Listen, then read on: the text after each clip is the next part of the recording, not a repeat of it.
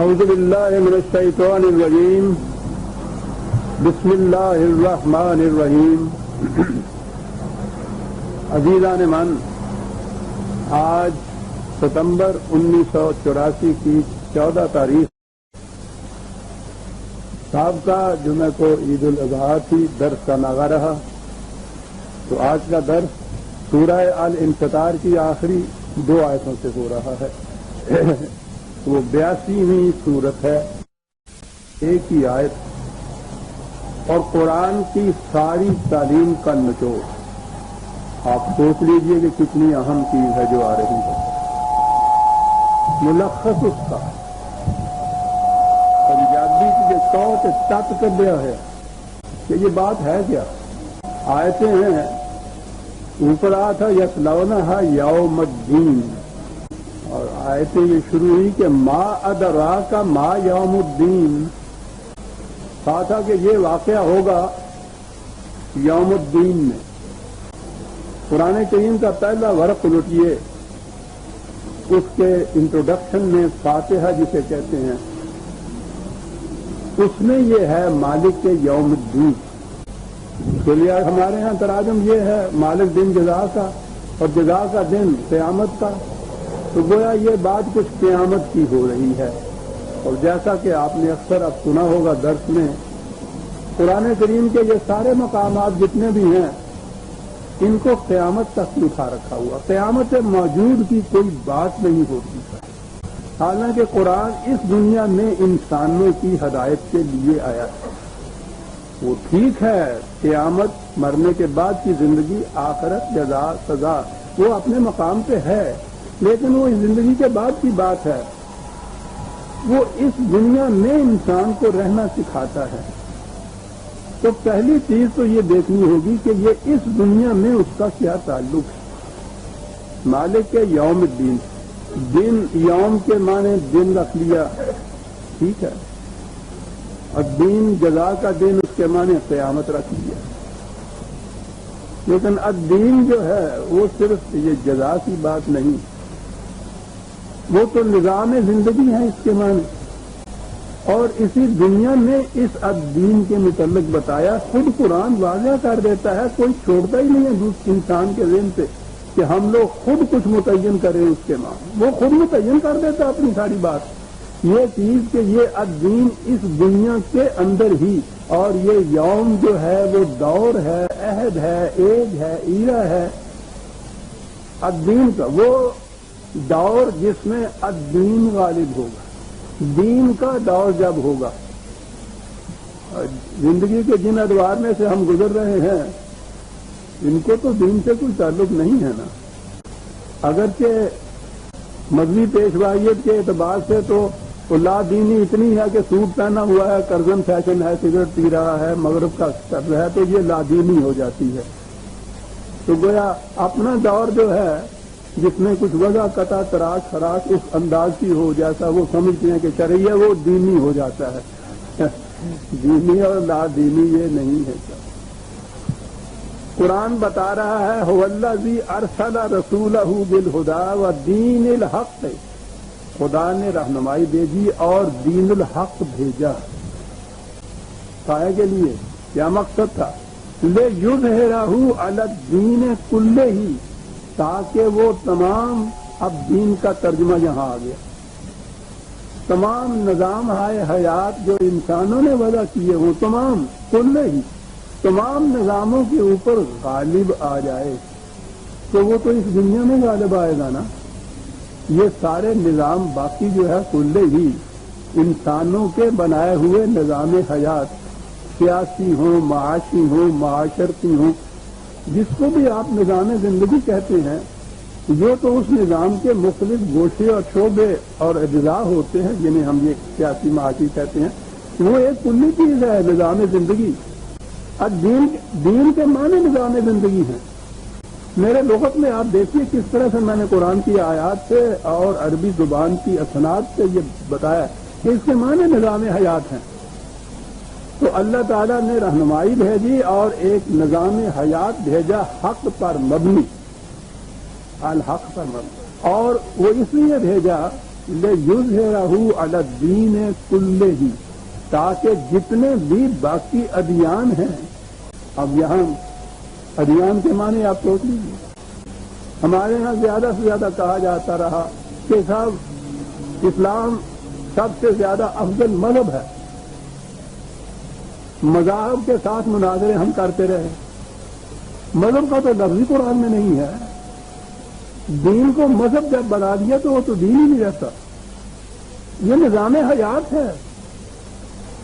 انسانوں کے بنائے ہوئے جتنے نظام حیات ہیں، سیاسی، معاشی، معاشرتی، عمرانی، ان تمام پر یہ غالب آئے گا. بھیجا اس لیے گیا ہے اس دین کو، اس نظام کو. تو گویا یہ الدین نظام ہے، اور وہ نظام ایسا ہے جو دنیا میں باقی ادیان یا باقی نظام عالم پر غالب آ کر رہے گا. تو بات اسی دنیا کے نظاموں کی ہو رہی ہے. یوم الدین جو کہا ہے سورہ فاتحہ میں شروع میں ہی، ابتدا میں ہی، وہ دور ہے جس میں الدین غالب آئے گا. اور اس کے لیے ایک ہی خصوصیت بتائی ہے کہ اس میں اختیار اور مالک، صاحب اختیار، صاحب اقتدار سے وہ خدا ہوگا. یہ خصوصیت ہے اس کی. باقی ادیان یا نظام زندگی جو ہیں انسانوں کے بنائے ہوئے، اس میں کسی نہ کسی نوعیت سے انسان صاحب اقتدار اور صاحب اقتدار ہوتا ہے. دوسرے انسانوں پر انسانوں کو اختیار ہوتا ہے. یہ شرک ہے. تو خصوصیت یہ بتائی شروع میں ہی کہ دین جو الدین ہے، مالک یوم الدین، الف لام والا دین، کہ یہ جو الدین خدا کی طرف ہے، خدا کی طرف سے ہے، تو اس میں خصوصیت اس کی یہ ہے کہ اس میں کسی کا اقتدار نہیں ہوگا سوائے خدا کے. یہ ہے دور جس میں اسلام بحیثیت الدین کے غالب ہوگا، صاحب اقتدار ہوگا. میں نے کہا یہ تھا کہ اس میں قرآن کی تعلیم کا ملخص، وہ ارتکازن، جوہر، سچ، وہ دے دیا گیا ہے. یہ ہے کیا؟ قرآن کی تعلیم کیا ہے؟ کاہے کے لیے آتی، کیا منتہا ہے؟ یہ میں پھر عرض کروں گا بار بار. آخری پارہ ہے، آخری پارے کی آخری صورتیں ہیں، آخری آیتیں ہیں. آخری بات یہ بات عرض کر رہا ہوں. سمجھنے کے لیے سمجھ لیجئے کہ قرآن کی روح سے یہ بات خدا سے شروع نہیں ہوتی. خدا تو اس کے لیے رہنمائی دیتا ہے، خدا تو اس کے لیے قدرت دیتا ہے. انسان سے شروع ہوتی ہے. دین کا ملخص تکریم انسانیت ہے، انسانوں کی مساوات. ہر انسان انسان ہونے کی وجہ سے یکساں واجب التکریم ہے. یہ ہے دین کا جو دور ہے، نظام ہے جو قرآن کا. اس کی پہچان یہ ہے کہ اس میں کوئی انسان کسی دوسرے انسان کا نہ محتاج ہوگا نہ معصوم ہوگا. تکریم انسانیت اسی صورت میں باقی رہتی ہے کہ کوئی فرد کسی دوسرے فرد کا معصوم نہ ہو، محتاج نہ ہو.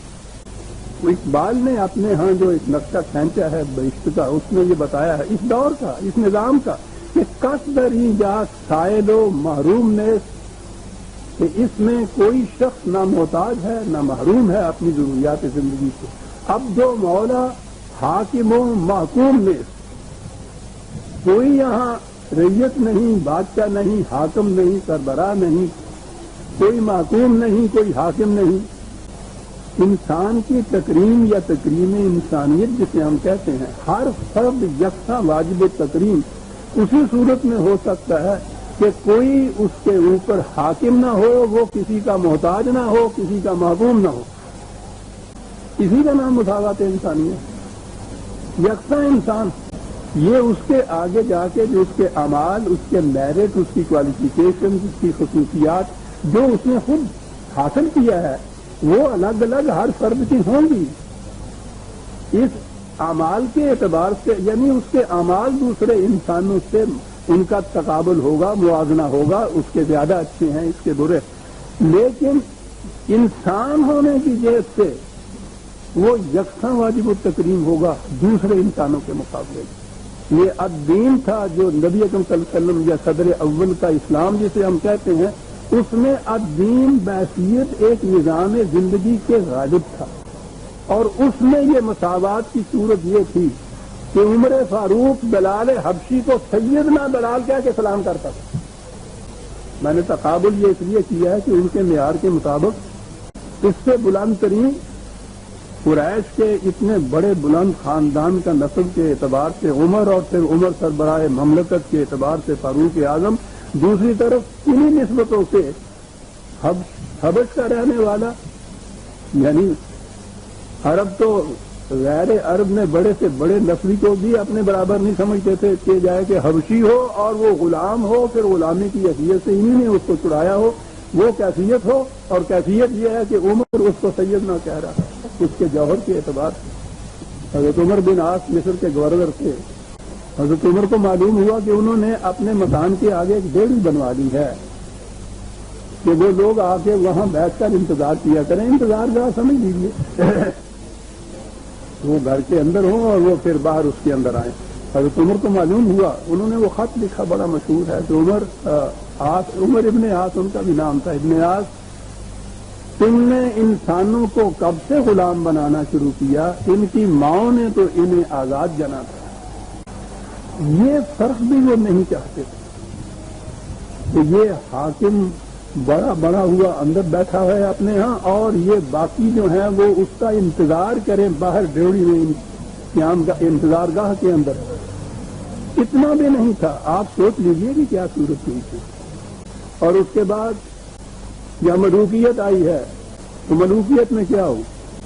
عام دنیاوی نقطۂ نگاہ سے مملکت کی وسعتیں بڑی بڑھ گئیں، دولت بے شمار آ گئی، فارغ البالیاں آئیں، خوشحالیاں آئیں، یہ سب کچھ ہوا۔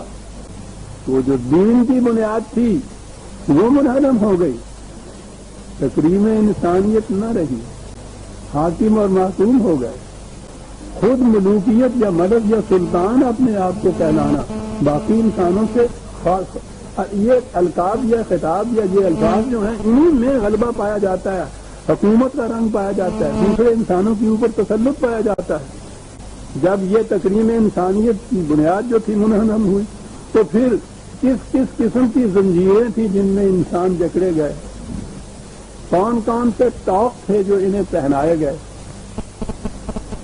پھر ہر ایک نے اپنی اپنی حکومت جمائی۔ بادشاہوں نے ملوکیت کے رنگ میں یہ تو تھے ہی اقتدار ایسا جما لیا، سمجھوتا کیا مذہبی پیشوائیت سے، جسے تھیوکریسی آپ کہتے ہیں، انہوں نے شریعت کو الگ کر لیا سیاست سے۔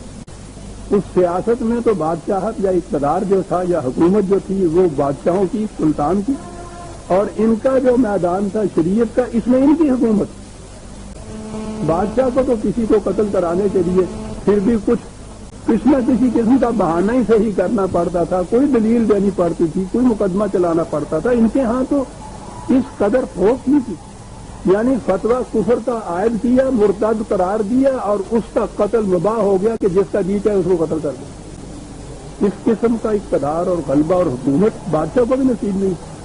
یہ تو ایسے واقعات تھے، فتوے دے کے بادشاہوں کو نظام کرا دیا کرتے تھے۔ ان کے غلبے اور حکومت کا کیا کہنا؟ خدا یا خدا کے نظام کا غلبہ اور حکومت کا سوال ہی تھی۔ وہ جب نظام ہی وہ نہ رہا، انسانوں کا نظام آیا اور وقت ان قسم کی وہ نظام کی صورت پیدا ہو گئی، ملوکیت جسے آپ کہتے ہیں۔ اس قدر مختلف نوعیتوں کے یہ زنجیر اور یہ توق سے گنائے نہیں جا سکتے، دیکھے نہیں جا سکتے۔ بڑا جامع شعر ہے، پھر وہی فارسی کا ہے، زے دام دانم و میں دانا اینچ انہی دانم، مجھے کچھ پتا نہیں ہے کہ وہ جال کس قسم کا تھا، اس کے نیچے جو دانے بکھیرے ہوئے تھے وہ کس قسم کے تھے، مجھے کچھ پتا نہیں ہے۔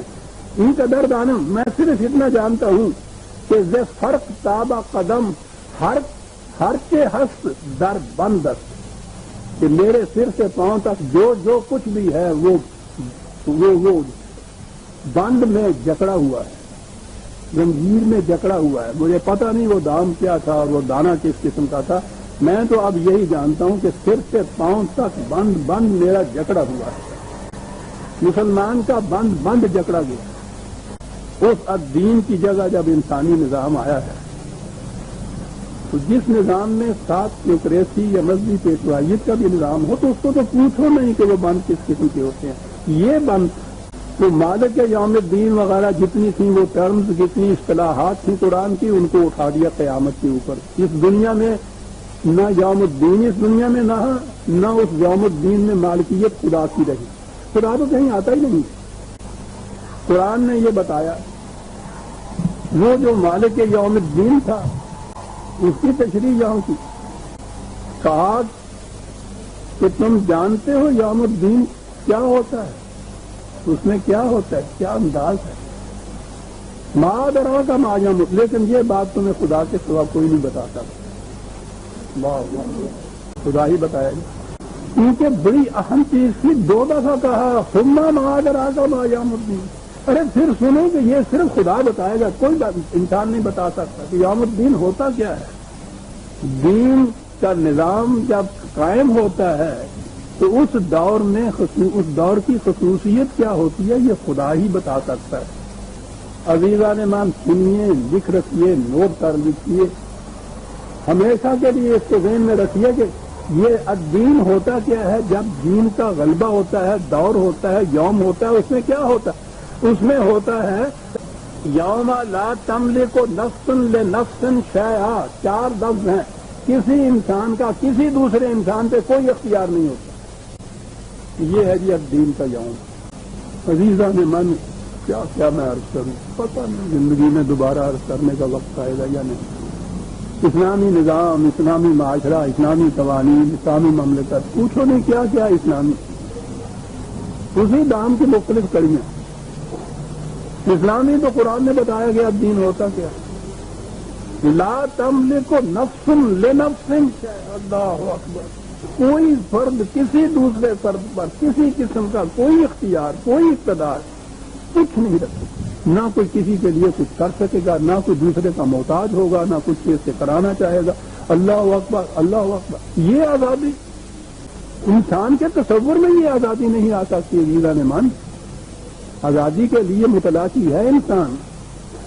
آج زیادہ سے زیادہ سیاست میں وہ جمہوریت تک پہنچا، وہ بھی ایک انسان کی معقومی نہیں، انسانوں کا ایک گروہ ہو جاتا ہے۔ 51 جس کو کہتے ہیں وہ ان کی غلامی ہوتی ہے۔ انسان تو انسانوں کی غلامی سے نکل ہی نہیں سکتا، انسانوں کی محتاجی سے نکل نہیں سکتا اس وقت تک بھی، حالانکہ یہ آسمان تک ہوا ہے اور جا رہا ہے اس سے بھی آگے۔ لیکن کارے زمینہ نے کو ساختہ، جو ساتھی نے کہا تھا نا کہ کارے زمینہ نے کو ساختی کہ بر آسمان نیز برداشتی۔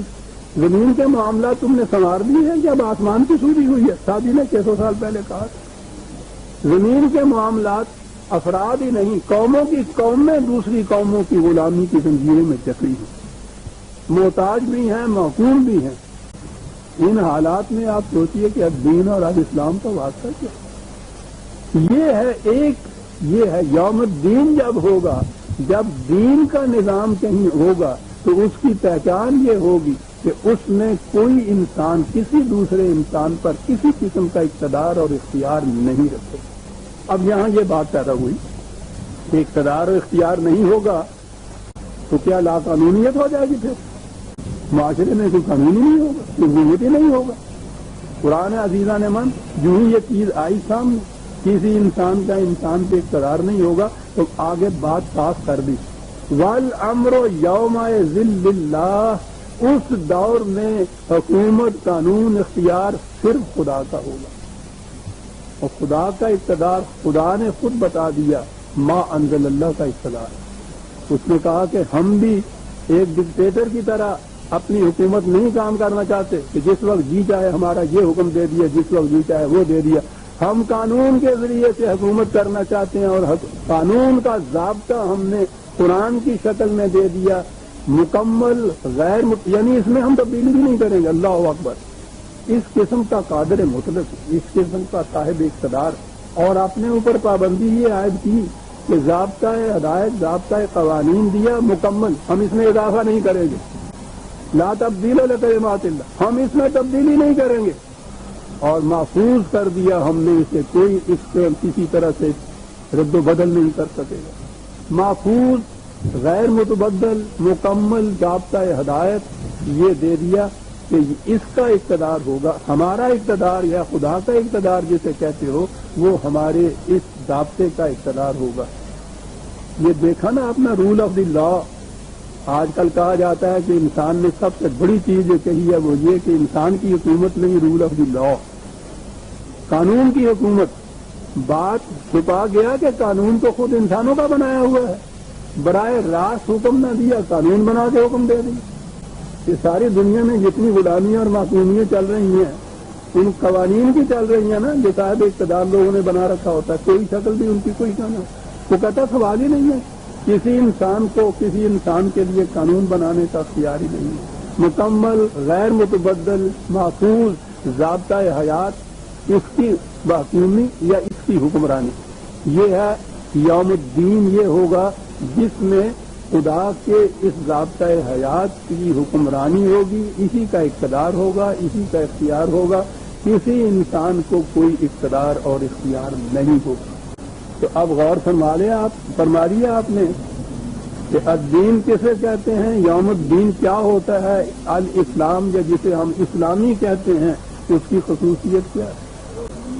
کوئی ضابطہ، کوئی قانون، کوئی نظام جس میں حکمرانی یکساں خدا کی کتاب کی ہے وہ ہے الدین، وہ ہے الاسلام، وہ ہے اسلامی.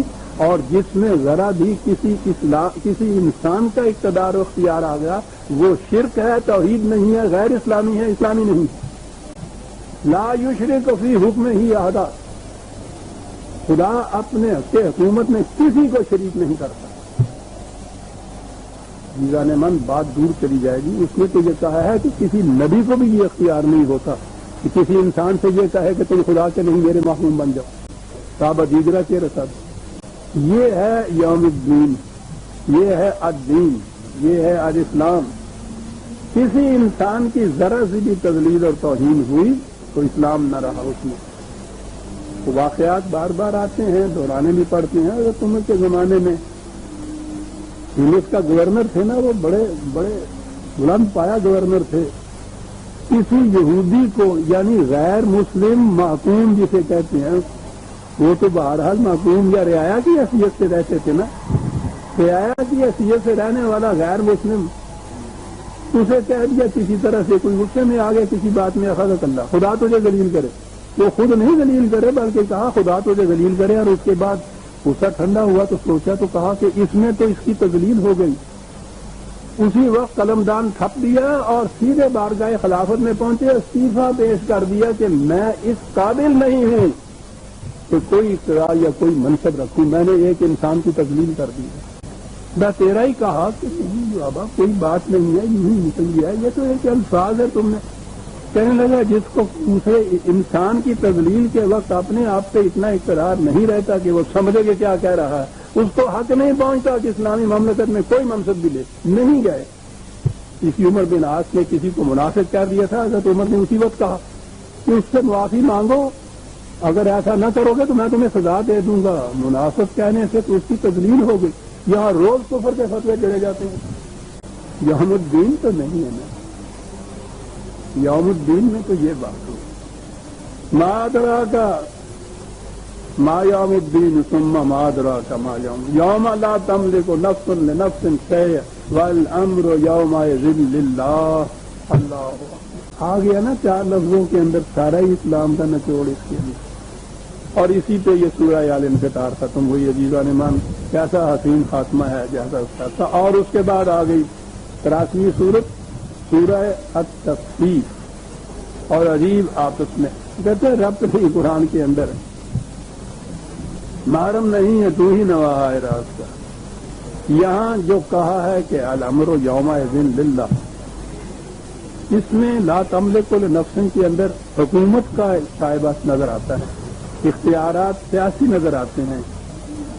لیکن دوسری چیز جو میں نے ابھی عرض کی، محتاجی تو معاش میں ہوتی تو یہ بڑی محتاجی ہوتی. اقبال نے جب کہا تھا کہ کس نہ گردت درد ہاں محتاج کس، نقطۂ شرع مبین این نفس و بس، خوب انداز تھا اس کا، کوئی فرد کسی دوسرے کا محتاج نہ ہو، شریعت کا نقطۂ ماسکہ یہ ہے اور بس، بات ختم ہوئی۔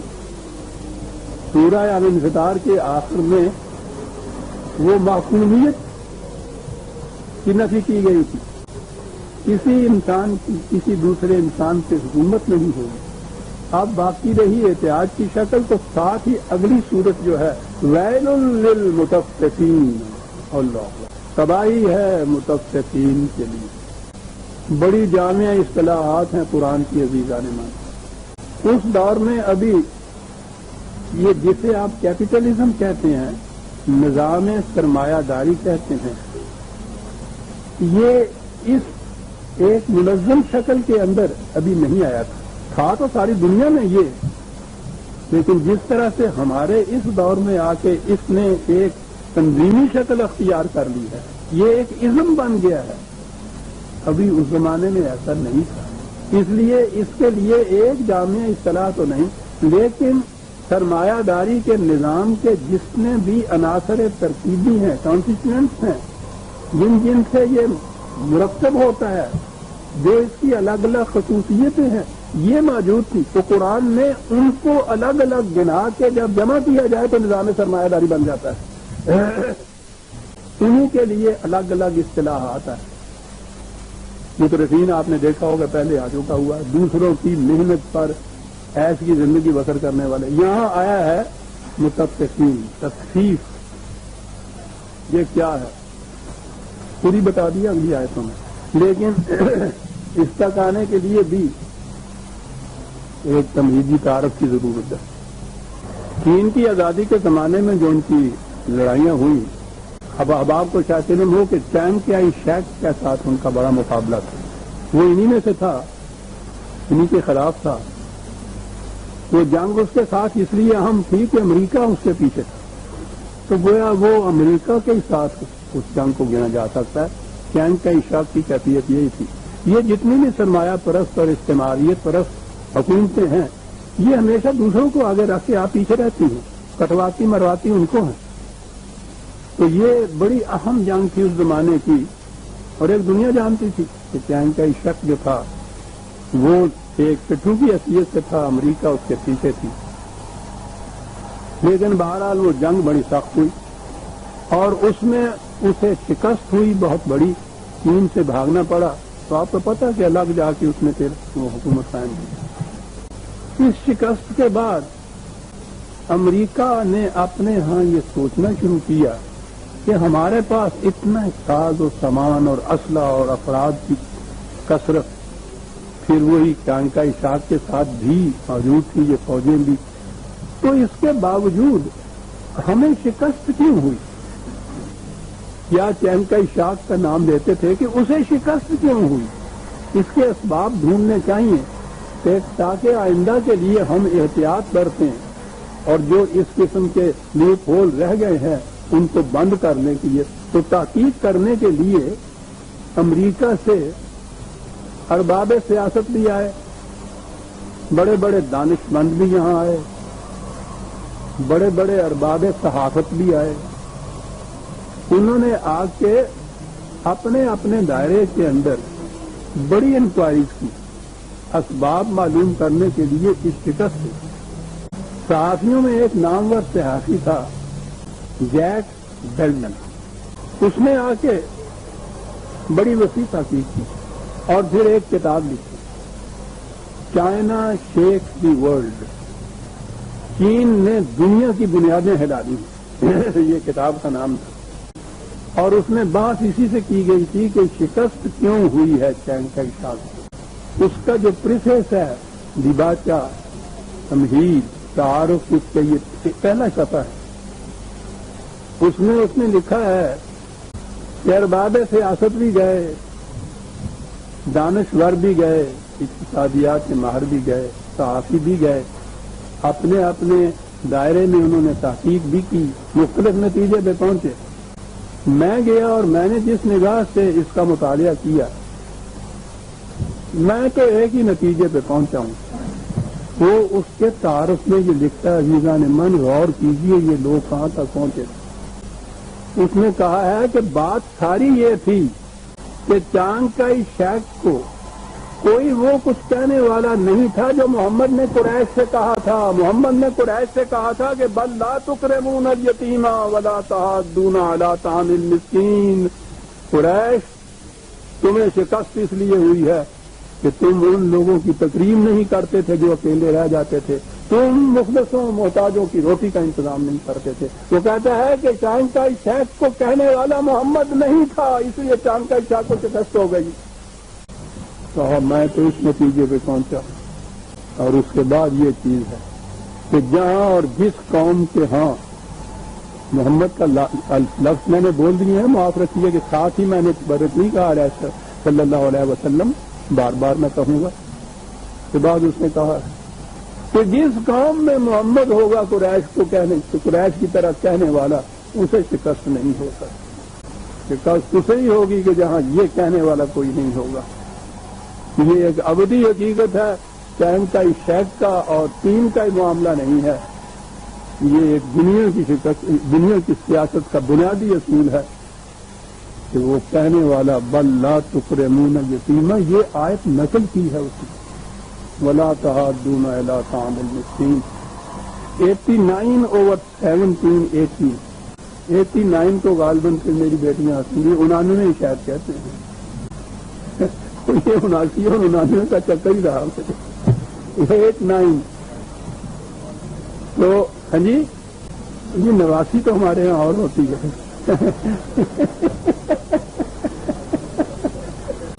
اور سیدھی گل ہے یار، پنجابی سارے بیٹھے ہیں، 99 میں کی فرق آ جاتا تے جی چاہتا ہے کہ 2-4 اور آئے تھے جو اس کے ساتھ ہیں وہ بھی ملائی دوں میں، یہ درمیان کی آئے تھی۔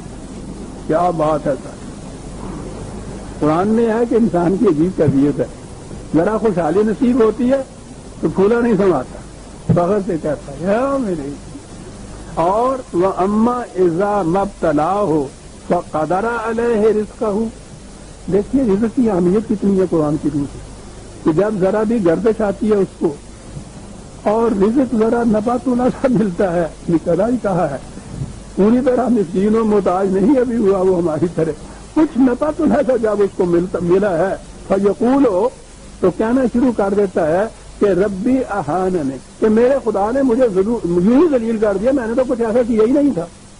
جواب ملتا ہے کہ خدا کسی کو یوں ہی ذلیل نہیں کیا کرتا، تم کہتے ہو کہ تم نے کیا ہی کچھ نہیں تھا، تمہیں یاد نہیں ہے، کلا، یہ بات نہیں کہ تم کہتے ہو کہ تم نے کچھ نہیں کیا تھا، تم نے کیا کیا تھا سن لو، بل لا تکرمون الیتیم ولا تحاضون علی طعام المسکین، تم ان کی عزت نہیں کیا کرتے تھے جو تنہا رہ جاتے تھے، تم جتھے والوں کی، پارٹی والوں کی، گروہ والوں کی، ان کی تو عزت کرتے تھے، ان سے ووٹ لینے ہوتے تھے، تم نے جو اکیلا رہ جاتا تھا معاشرے میں تم اس کی عزت نہیں کیا کرتے تھے، اور تم مسکین جس کا چلتا ہوا کاروبار کہیں بند ہو جاتا تھا، معذور ہو جاتا تھا، تم اس کی روٹی کا انتظام نہیں کیا کرتے تھے۔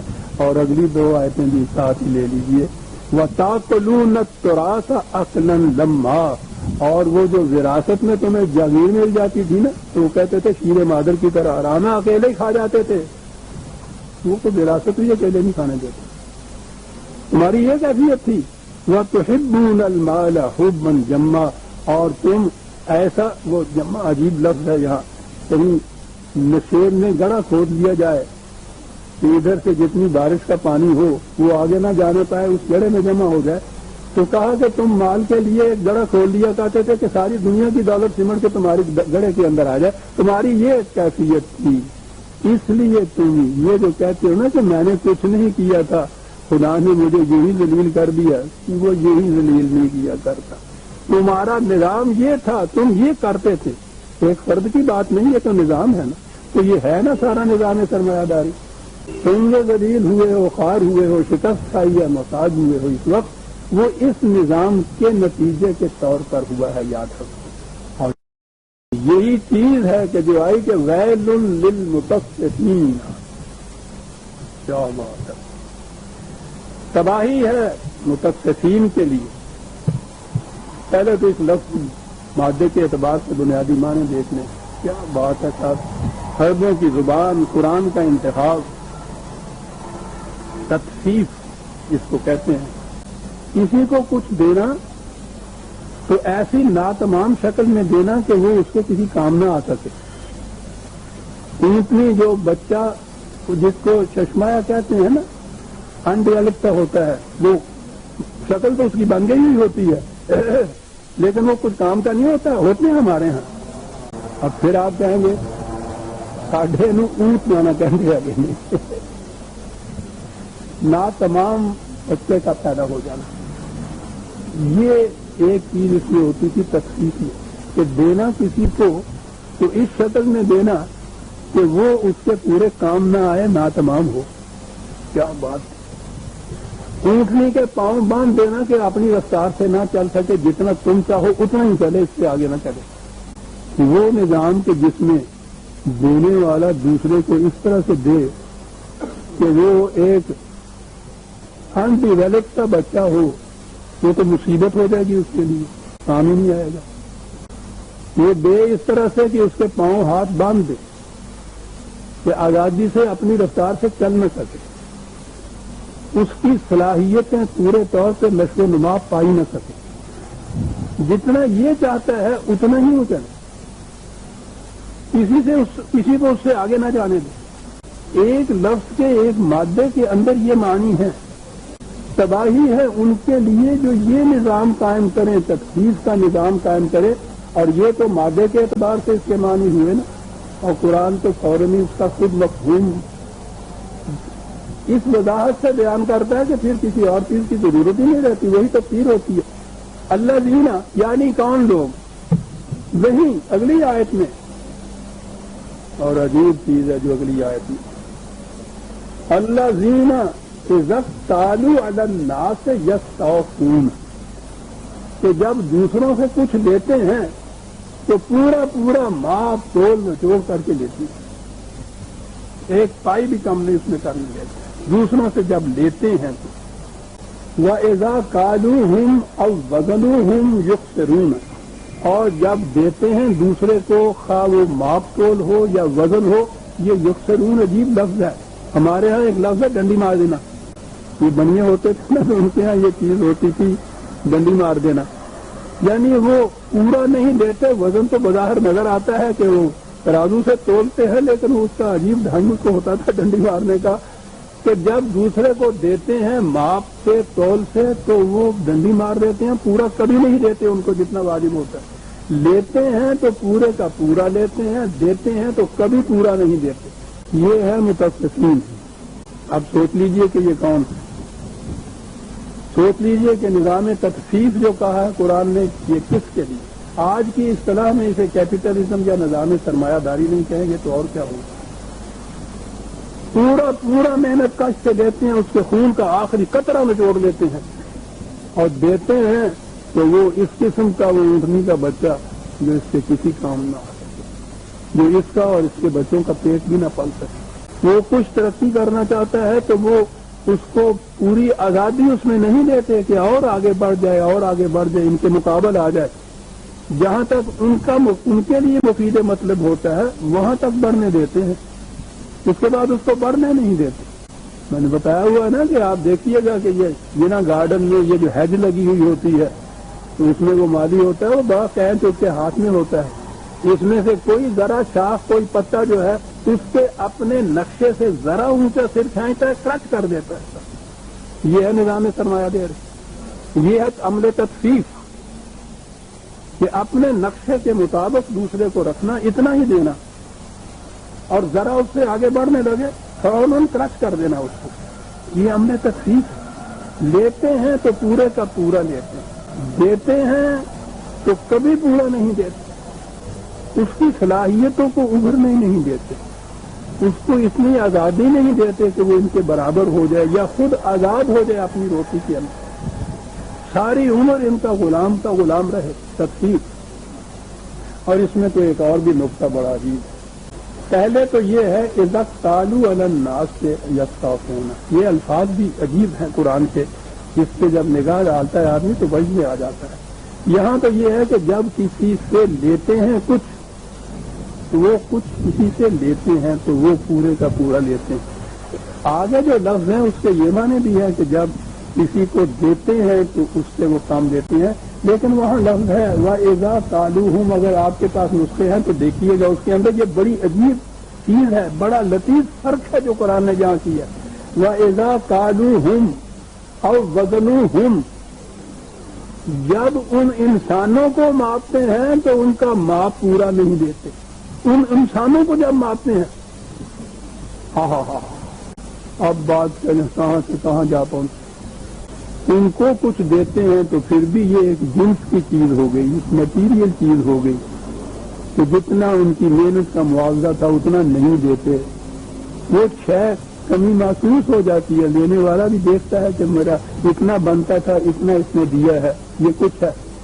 لیکن جب کوئی کینڈیڈیٹ جاتا ہے اسی منصب کے لیے، اسی معاملے کے لیے، وہ دیکھتے ہیں کہ یہ ورث اتنے کی ہے، کبھی وہ ورث نہیں اس کو دیتے، کبھی اس کی، یعنی قرآن کی جو سے بات ہوگی کہ کبھی ان کی صلاحیتوں کو نہ پورا ماپتے ہیں نہ پورا وزن کرتے ہیں، کم ہی بتاتے ہیں، کم ہی رکھتے ہیں کہ ہاں ٹھیک ہے کام چل جائے گا، اگرچہ بھائی ہمارے ہاں تو کچھ اور قسم کا چاہیے تھا اور کوالیفیکیشن اس کی چاہیے تھی، لیکن تم آ گئے ہو، پھر یہ سفارش بھی تو بہت بڑی لے آئے ہو نا تم، حالانکہ وہ خواہ ان کے باپ سے بھی زیادہ کوالیفائڈ ہو، اس کو ڈسکریج کریں گے کہ نہیں ایسے نہیں، لیکن بہرحال ٹھیک ہے رکھ لیتے ہیں، محنت کرنا ایک دن ٹھیک ہو جاؤ گے، ٹھیک واچ کریں گے ہم اس چیز کو، میں ایسے سمجھ لو تم اس کو۔ اذا قالوہم، وہ کیا ہے قرآن، ان چیزوں کو نہیں جو دے رہے ہیں وہ بھی تو چیزیں بھی تو اس میں آتی، ان کو جب تو ماپ کرتے ہیں وزن، ان کو جب خود ان کو جب تولتے ہیں اور ان کو ماپتے ہیں تو نہ ان کا ماپ صحیح پورا دیتے ہیں نہ ان کا وزن صحیح پورا دیتے ہیں، وہیں سے وہ شروع کر دیتے ہیں سرمایہ دار، ورث انسان کی انسان ہونے کی جہت سے دیتے ہی نہیں۔ کون ہے؟ متفقین، یہ ہے تفصیل، یہ ہے متفق، سوچئے کون ہے؟ ویل یعنی وہاں سے پچھلی صورت ختم ہوئی کہ دین وہ ہے کہ جس میں کوئی کسی کا معصوم نہیں ہوگا، اور فوراً محتاجی کی طرف قرآن آ گیا کہ اب دوسری چیز جو ہے وہ یہ، اب دین وہ ہے کہ جس میں ماپ تول پورا ہوگا، ہر شخص کو اس کی محنت کا پورا پورا معاوضہ دیا جائے گا، محنت کا پھل دیا جائے گا، اور جو ورث بحیثیت انسان کے ہے تو پوری کی پوری قیمت اس کی دے، انسانوں کو پورے کا پورا ماپا تولا جائے گا۔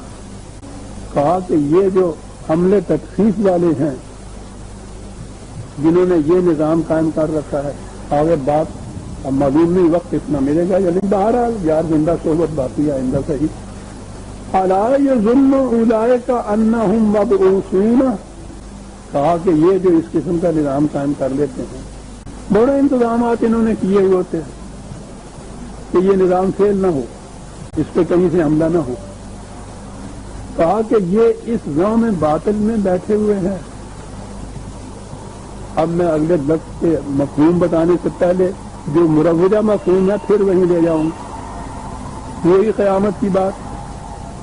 کیا یہ سمجھتے ہیں کہ قیامت کو اٹھائے نہیں جائیں گے یہ؟ ارے بھائی وہ تو یہاں کچھ عمر نکال رہے ہیں انسانوں کا، یہ کیا قیامت تک یہ نکلتا ہی رہے گا ان کا تیز، ان کو کوئی پوچھنے والا ہی نہیں ہوگا۔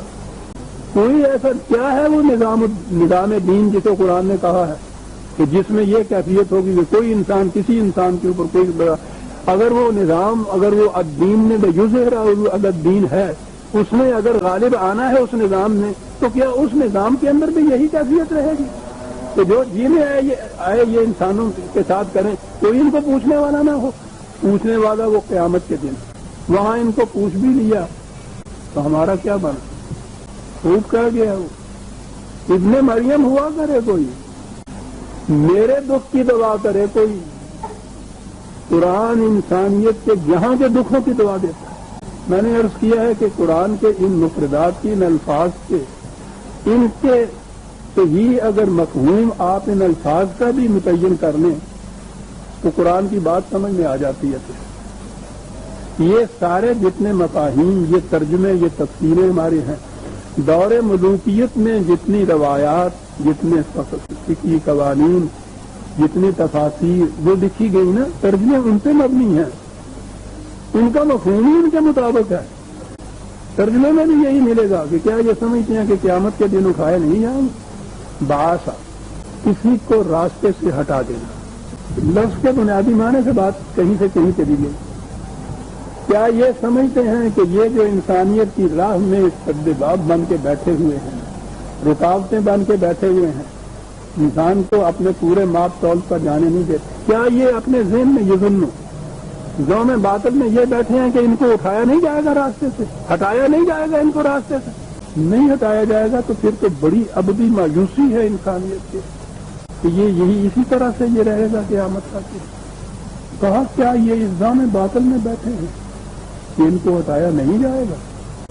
پہلی بات تو اسی دور میں نبی اکرم صلی اللہ علیہ وسلم کا صدر اول کا دور، ان سے یہ مخاطب ہوئے تو پھر بتا دیا کہ یہ دیکھیے یوں ہٹایا جاتا ہے راستے سے۔ یہ سارے نظام جتنے بھی اس دور میں سامنے یہ تھے، ان تمام نظاموں کو مٹا کے، ہٹا کے، اور ان کے اوپر یہ نظام الدین کا غالب آیا۔ کوئی کسی کا محتاج نہیں تھا، کوئی کسی کا معقول نہیں تھا۔ یہ سب سے بڑے سرمایہ دار، سب سے بڑے یہ مذہبی پیشوائیت کے صاحب اقتدار تو قریش تھے۔ یہ ان کے ساتھ جو کشمکش ہو رہی تھی وہ کوئی بت پرستی کی بات نہیں تھی۔ ہمارے ہاں تو صرف یہی کہا جاتا ہے نا کہ صاحب وہ بت پوجتے تھے، کعبے میں بت رکھے ہوئے تھے، یہ کہتے تھے کہ ہم بت نہیں پوجنے دیں گے، چلو جی بتوں کو کعبے سے اٹھا دیا، کشمکش ختم ہو گیا۔ تو ہمارے ہاں تو کشمکش ہی کوئی نہ ہوئی، ہمارے ہاں تو وہ بت بازار تو رکھے ہوئے ہوتے نہیں۔ یہ بت پرستی کی بات نہیں، بتوں کو تو خدا قرآن میں یہ ہے کہ برا نہ کہو ان کے معبودوں کو، وہ تو برا بھی نہیں کہنے دیتا، گالی نہیں دینے دیتا۔ یہ تھے وہ تصادم جو کشمکش تھی ان کے ساتھ، متفقین مترفین یہ تھی، جو کہا ہے کہ کیا یہ سمجھتے ہیں کہ ان کو راستے سے کوئی نہیں ہٹائے گا؟ یہ ضرور راستے سے ہٹائے جائیں گے، اٹھائے جائیں گے، کائے کے لیے اٹھائے جائیں گے، اس وقت اٹھائے جائیں گے۔ لیوم عظیم، ایک بنیادی انقلاب آئے گا، اس میں یہ راستے سے ہٹائے جائیں گے۔ وہ بنیادی انقلاب تاریخ میں تو ہمارے ہاں ہے، وہی صدر اول کا انقلاب جو آیا ہے۔ تو بات تو یہ قیامت تک کے لیے ہے، جب پھر اسی طرح سے مسلط ہو گیا یہی نظام سرمایہ داری، اور پھر اس کے بعد تو 1000 برس سے چلا آ رہا ہے خود ہمارے ہاں میں، اور اب تو ساری دنیا کے اندر وہ پھیل چکا ہوا ہے۔ تو کیا یہ چیلنج صرف انہیں چند قریش کے لیے ہی تھا اور وہاں ان کو راستے سے ہٹا دیا گیا تو یہ مسئلہ قرآن کا ختم ہو گیا؟ قرآن تو قیامت تک کے انسانیت کے مسائل کو حل کرنے کے لیے ہے۔ پھر وہی نظام آ گیا، ملوکیت کا بھی آ گیا، سرمایہ داری کا بھی آ گیا، مذہبی پیشوائیت کا بھی آ گیا، تو یہ تو ان سب کے خلاف چیلنج تھا۔ آج کا نظام سرمایہ داری بھی قرآن کی ہدایت کی روح سے، اس رہنمائی کی روح سے انہیں بھی ہٹایا جائے گا راستے سے۔ اس کے لیے ایک عظیم کا لفظ آ گیا، بنیادی۔ عظم کے معنی ہوتا ہے، یہ ہوتا ہے وہ ہڈیاں جس کے اوپر انسان کا یہ جسم استوار ہوتا ہے، بنیادی کے معنی میں ہوتا ہے یہ ایک بنیادی انقلاب ہے۔ اس انقلاب کے نتیجے میں ان کو راستے سے ہٹایا جائے گا۔ وہ انقلاب کیا ہے اور کب آئے گا اب وقت نہیں ہے، اسے آئندہ درس سے ہم اٹھا سکتے ہیں۔ ربنا تقبل منا انک، ایک منٹ تکلیف رکھیے گا، مجھے ایک گزارش کرنا ہے۔